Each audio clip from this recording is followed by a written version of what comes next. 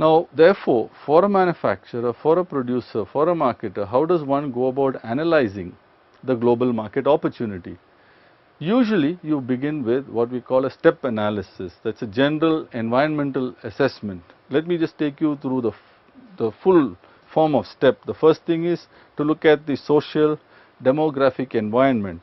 What exactly are the types of characteristics socially, culturally, demographically? How many people are young, how many are old, all those kinds of things. How many male, how many female, how will my product, if you just look at the social and demographic characteristics, what is the extent of market? Second is the technology environment within that particular geographical market or geographical markets.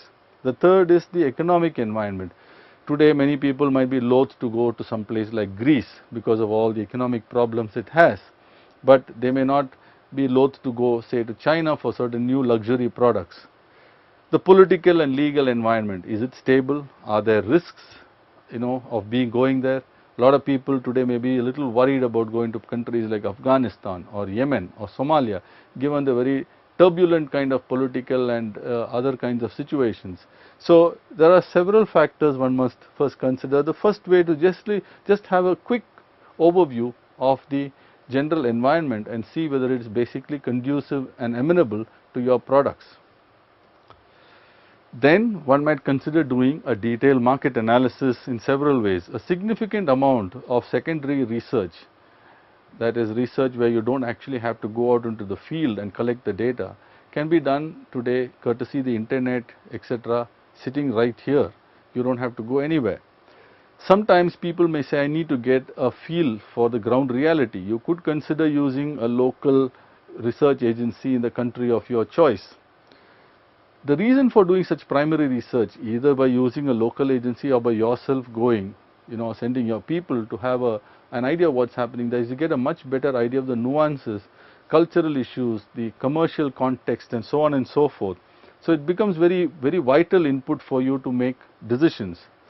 There's also a problem here when you do, primary research, is how do you interpret it? Sometimes we have one way of looking at something, but the market may be looking at it another way. A very famous example is of the company which went, from America to Arabia, Saudi Arabia, to sell a new detergent. And the detergent had, if you looked at it typically on the hoarding, it had the white cloth here, a dirty cloth here, the detergents being used on the cloth, and a white cloth coming out at the end. But if you know if you know how the Arabians read, they read from right to left. So what was the interpretation? That a white cloth got dirty. So you have to be careful about how you interpret primary research, because you have to understand the local context. So you also have to take into account the different risks, time issues, speed, so cost. So all these things need to be balanced when you are doing some analysis like this. There's also the issue of adaptation of your product, the promotion. I already alluded to the detergent example. Certain things may not be acceptable in certain cultures, so one needs to understand that. Certain product features may be necessary in certain cultures. The regulations may also be stringent in certain cultures. If you see, for example, in automotives, there are Euro norms for pollution which are established in the European countries, and today even government of India follows those norms. So it's very vital for us to understand regulatory issues, customer preference issues, what competitors are offering, and accordingly adapt our product and promote it appropriately. There are some alternatives that marketing managers might have. If you say somebody like Apple, high technology product aimed at a more tech savvy or a crowd which wants personal entertainment anywhere of its choice, it may be easy for them to have a uniform product and promotion worldwide.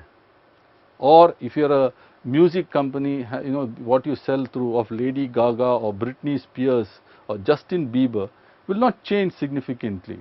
You may do some minor tinkering of promotion, but by and large the basic product offering remains the same. There are some people who may have a uniform product or service formulation but adapt the promotion alone. So that's the second alternative.